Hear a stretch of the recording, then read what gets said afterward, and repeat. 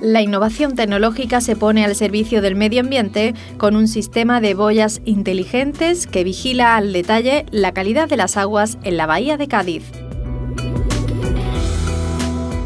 Además, conocemos Glucotip, una herramienta que permite a los nutricionistas monitorizar en tiempo real a sus pacientes y analizar con inteligencia artificial sus picos de glucosa. Y en nuestra sección Hablamos con, aprenderemos todo sobre el concepto de gigafactorías de la mano del experto Carlos Emilio Rabazo. Así que no te muevas de ahí, que en unos momentos comienza En Red con todo esto y mucho más.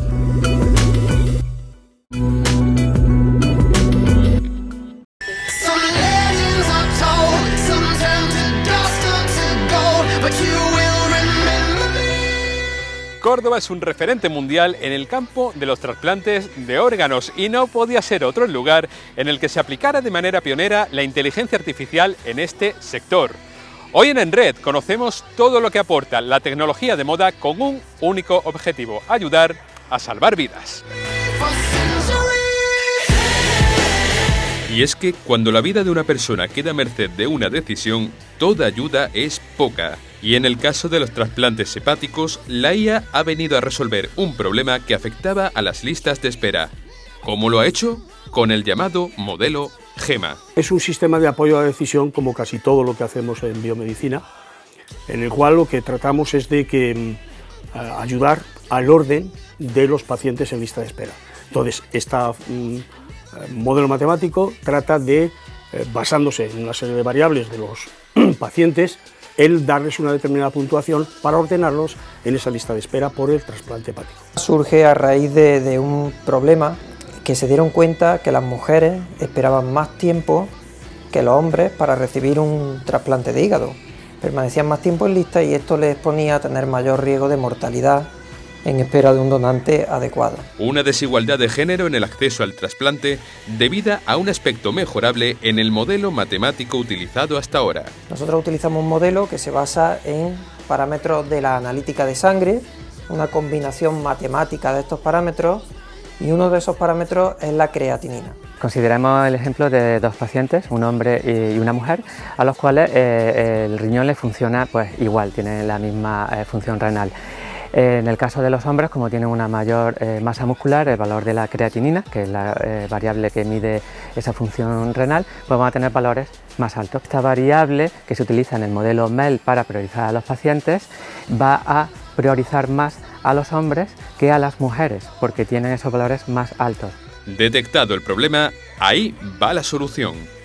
Lo que hemos hecho ha sido sustituir esta variable, la creatinina, la hemos cambiado por otro filtro glomerular que es más preciso.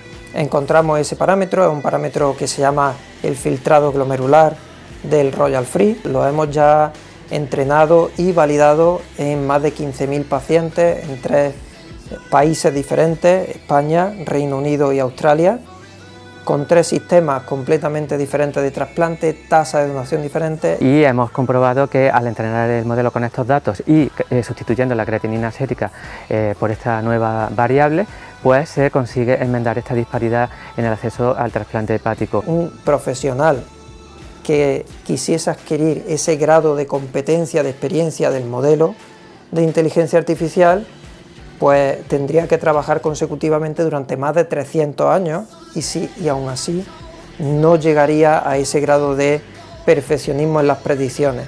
Se suma este uso de la inteligencia artificial a otro ya consolidado y que cumple diferente función.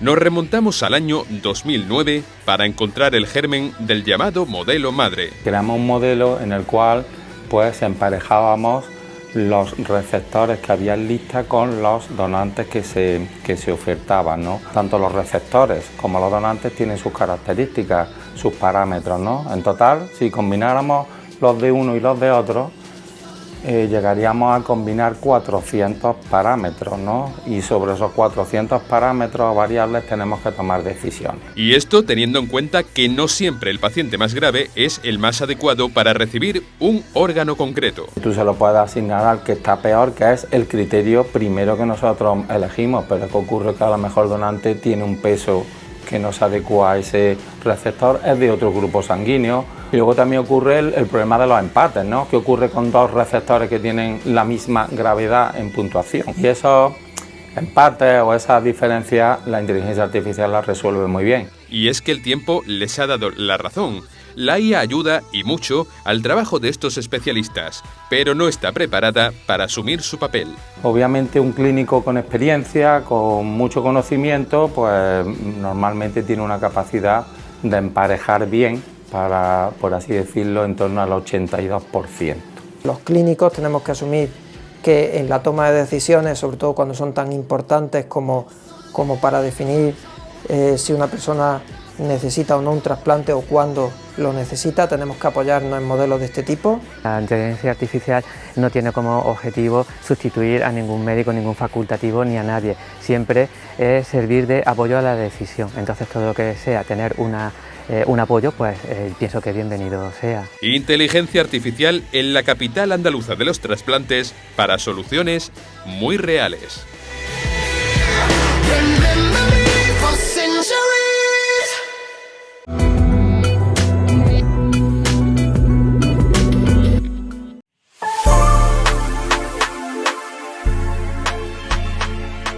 ¿Sabías que se están desarrollando robots a partir del cuerpo de arañas muertas? En el año 2022 se acuñaba el término necrobot para referirse a dispositivos robóticos que usan como base restos biológicos de animales. Las investigaciones en torno a este concepto surgían cuando dos investigadores de la Universidad Rice de Estados Unidos, Fei Yap y Daniel Preston, decidieron aprovechar la fisiología de una araña lobo para utilizarla como un mecanismo de agarre. Todo gracias a que el cuerpo de este insecto representa la arquitectura perfecta para crear pinzas de pequeña escala que se pueden emplear, por ejemplo, en la manipulación de microchips o en tareas de recolección de pequeños elementos en la naturaleza. Además, las arañas pueden cargar hasta un 130% más que su propio peso y repetir la función de agarre con precisión durante más de 1000 ciclos. No es la primera vez que se utilizan modelos animales para el desarrollo de tecnología robótica. Por ejemplo, los dedos de los gecos han servido para fabricar mecanismos de adhesión y en Andalucía un equipo de la Universidad de Sevilla desarrolla drones bioinspirados por el vuelo de los pájaros. Por el momento, la manipulación del cuerpo de las arañas es una solución biodegradable y de bajo coste que abre un abanico de posibilidades para la alianza entre animales y robots.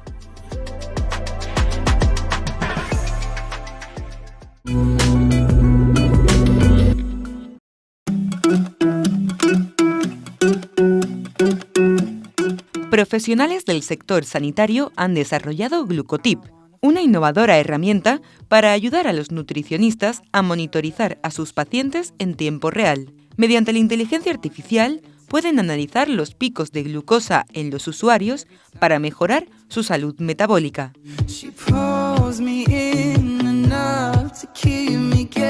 ¿Qué es Glucotip?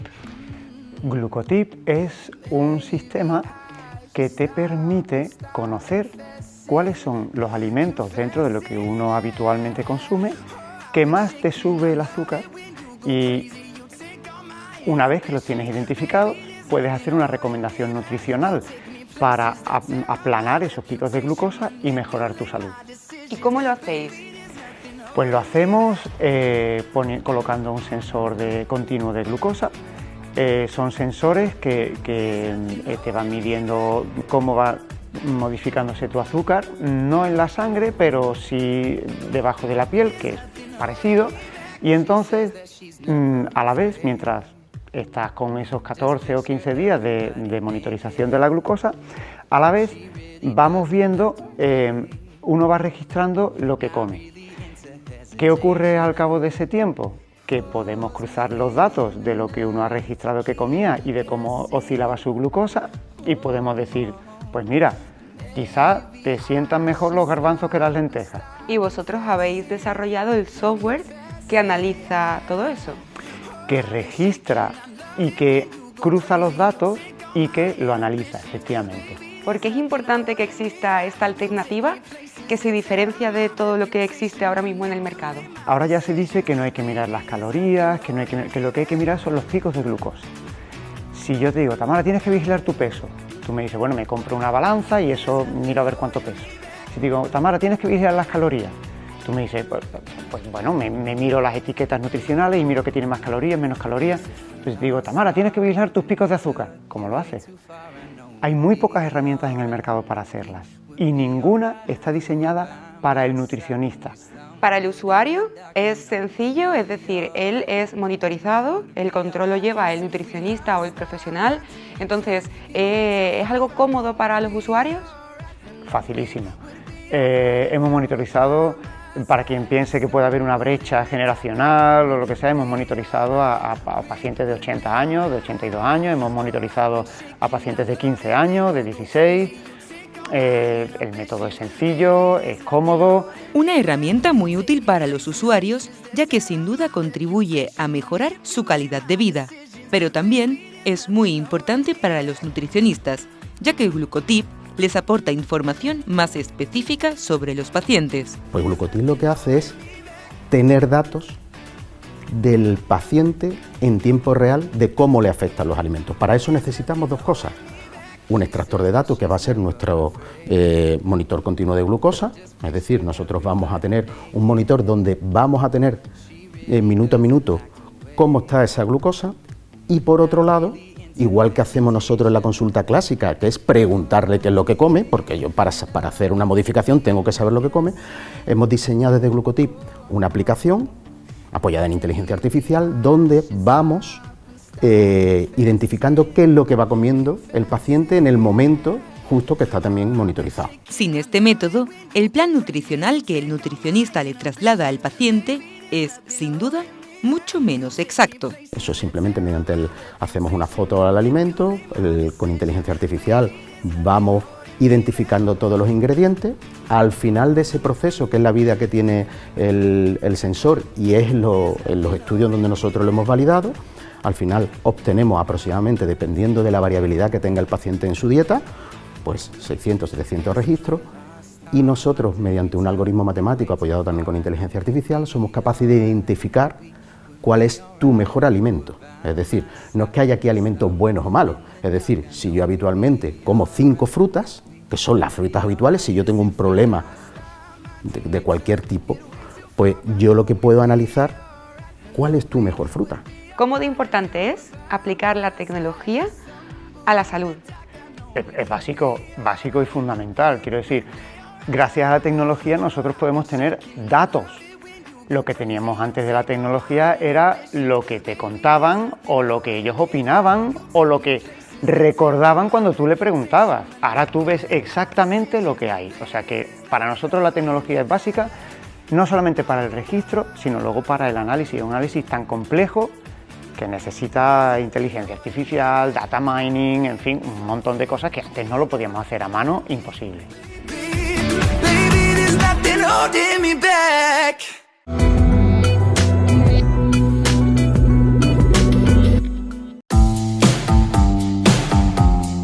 La inteligencia artificial ha pasado de ser una herramienta prácticamente desconocida para el gran público a una de las mayores revoluciones que hemos vivido tecnológicamente hablando. Sobresale el uso de la IA generativa, una rama que se ha perfeccionado de tal forma que ya son muchos quienes delegan toda su confianza en las herramientas que la utilizan. Todo un error, ya que no siempre lo que muestra o dice la IA es verdadero o del todo correcto. Es lo que se conoce como alucinaciones de la inteligencia artificial, un fenómeno que se produce cuando uno de estos modelos de lenguaje facilita una respuesta errónea. Esto puede deberse o bien a que los datos con los que el modelo ha sido entrenado también son incorrectos o a que faltan algunos de ellos, por los que la IA cubre estos vacíos de información de la manera que estima conveniente. Estas alucinaciones pueden ser un problema especialmente para las empresas que utilizan la IA generativa por motivos de ciberseguridad. Y es que gracias a herramientas como ChatGPT es posible estar al tanto de las últimas amenazas cibernéticas que hay en el mercado y sobre todo saber cuál es la mejor manera de protegerse frente a ellas. Pero si se producen alucinaciones, es posible que la empresa ponga en riesgo su ciberseguridad. Para evitar que uno de estos errores eche por tierra el uso de la IA generativa, es aconsejable tener una formación que mejore la redacción de prompts.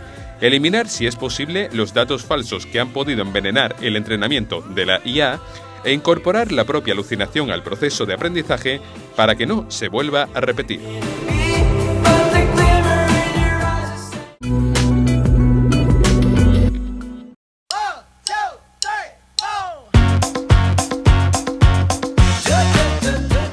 Datos, sensores y tecnología al servicio del medio ambiente. En la Bahía de Cádiz, un sistema de boyas inteligentes monitoriza en tiempo real la calidad del agua de sus playas, una apuesta por la innovación aplicada a la protección del litoral y de la seguridad de los bañistas.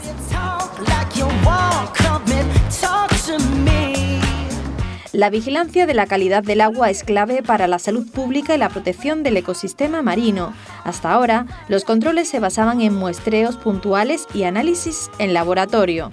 Un sistema eficaz, pero limitado en tiempo y capacidad de respuesta. Es en este punto donde entran en juego las boyas inteligentes. Una boya inteligente es un sistema de medida que se utiliza para monitorizar en tiempo real variables de calidad del agua. Un dispositivo que está integrado por una serie de componentes, como pueden ser, por ejemplo, una electrónica de control, un sistema de alimentación, un sistema que proporciona energía de forma independiente, formado por un panel solar básicamente y una batería, y una serie de sensores que permiten realizar unas mediciones en tiempo real.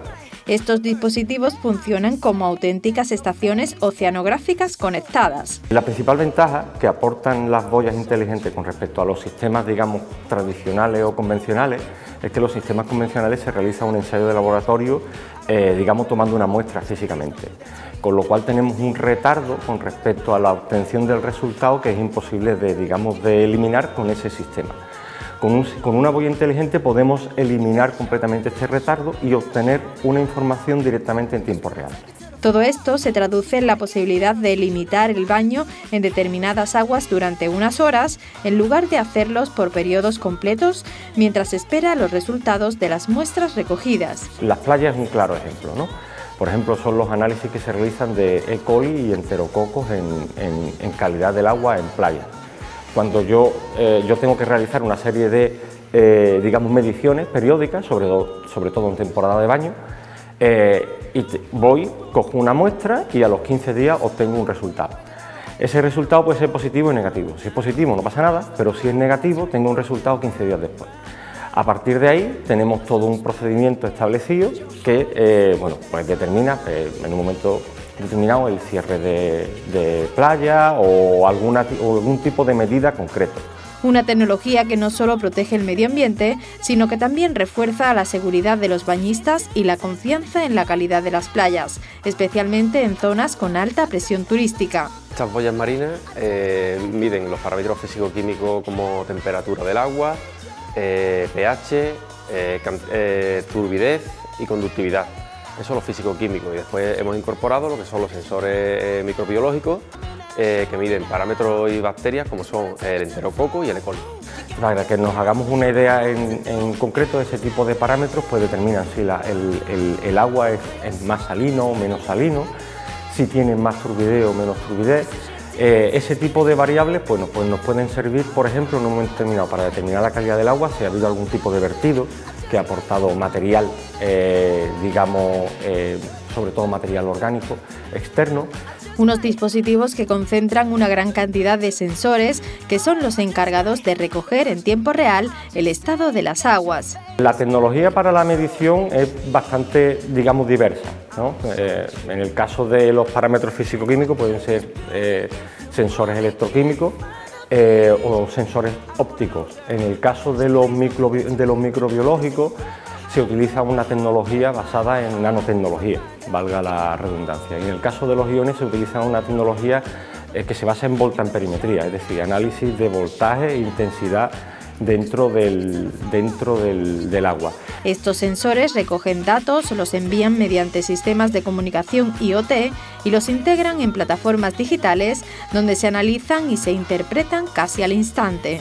Al ser boyas que son totalmente autónomas, se encienden periódicamente, digamos, en el entorno medioambiental, en el cual no hay cables cercas y demás, y lo que hace es comunicarse a través de bien GPRS o 4G, que en este caso son las comunicaciones que utilizamos. En el caso de que por cualquier causa no haya alguna comunicación 4G en ese modo, en ese instante, lo que hacemos es que los datos se van almacenando en una propia memoria interna que tiene el dispositivo, y en cuanto consigue establecer conexión, vuelca todos los datos dentro de la plataforma, digamos. y se pueden visualizar los datos a través de una app, tanto en iOS como en Android. Y digamos que ahí es donde está soportado el valor del tiempo real, o sea, el aporte del tiempo real. Es decir, en ese envío de datos que te permite directamente en un teléfono móvil disponer de toda la información. Obteniendo una monitorización inteligente del litoral que convierte el mar en una fuente constante de información, una herramienta clave para proteger el medio ambiente, mejorar la gestión de las playas y avanzar hacia un modelo de costa más sostenible e innovador.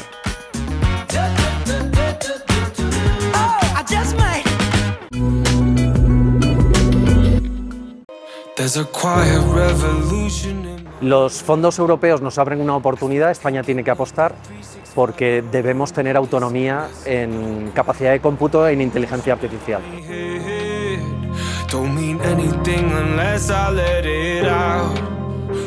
Las gigafactorías de IA son unos grandes centros de datos donde hay capacidad de computación y almacenamiento, pero no es computación tradicional, no son ordenadores que lo que hacen es ejecutar procesos, lo que son grandes sistemas que permiten entrenar grandes modelos de inteligencia artificial, como pueden ser los LLMs conocidos, ChatGPT, Gemini, etc.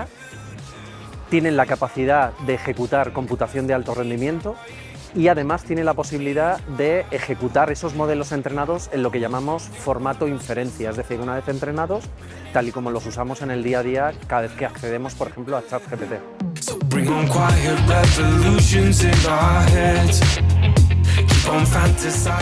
Bueno, básicamente fíjate que las gigafactorías es algo que ya existen en otras regiones, principalmente en Asia y en Estados Unidos. Lo que estamos intentando ahora es que no tengamos tanta dependencia tecnológica de regiones como Estados Unidos o Asia, donde básicamente son los que atesoran todo el conocimiento y las capacidades de computación, y lo que queremos es ganar autonomía y soberanía con estas grandes gigafactorías.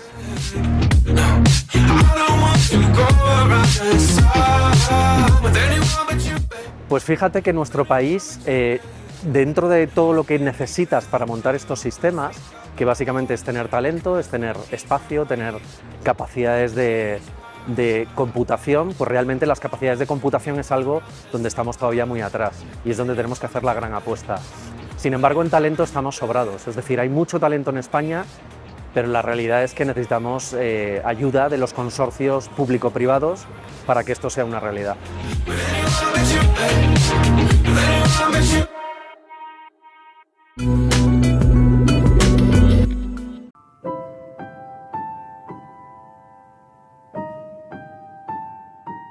El pasado mes de noviembre llegó al mercado Constance, un pequeño Metroidvania si lo comparamos al lado de todo un Hollow Knight Silksong que destaca precisamente por cómo concentra todas estas virtudes en un juego que no pretende dar una experiencia tan expansiva. En el juego encarnaremos a Constance, una chica dedicada al mundo de la ilustración que verá cómo las facturas y la vida adulta terminan por agriar su pasión por el arte y la creación, llevándola a encerrarse en un mundo creado por su mente, representado como una ciudad en decadencia. La jugabilidad combina una exploración profunda, unas plataformas exigentes y un combate muy preciso. El mapa, como todo buen mapa de Metroidvania que se precie, es amplio y cuenta con muchas rutas bloqueadas que esperan a ser desbloqueadas por la adquisición de nuevas habilidades y muchos secretos que se transformarán en mejoras para nuestro personaje. Las dos mecánicas más características son, en primer lugar, el uso de la pintura, que no solo dará color a nuestro personaje, sino que nos permitirá utilizar todas las habilidades que dispone nuestra protagonista en su amplio abanico. De manera que, si nos quedamos sin pintura, no solo perderemos el color, sino que también tendremos que sacrificar algo de vida para poder utilizar la habilidad. La segunda mecánica destacada es un sistema de muerte flexible, el cual nos permitirá continuar desde el punto en el que se haya acabado la partida a cambio de aumentar la dificultad momentáneamente o volver al último punto de control, perdiendo así todo el progreso que hayamos alcanzado, pero sin tener que sacrificar esta dificultad adicional. Viendo las tendencias de la industria, el Metroidvania es un género que está en auge, sobre todo este año 2025, y, sin ninguna duda, Constance viene a dejar constancia de ello.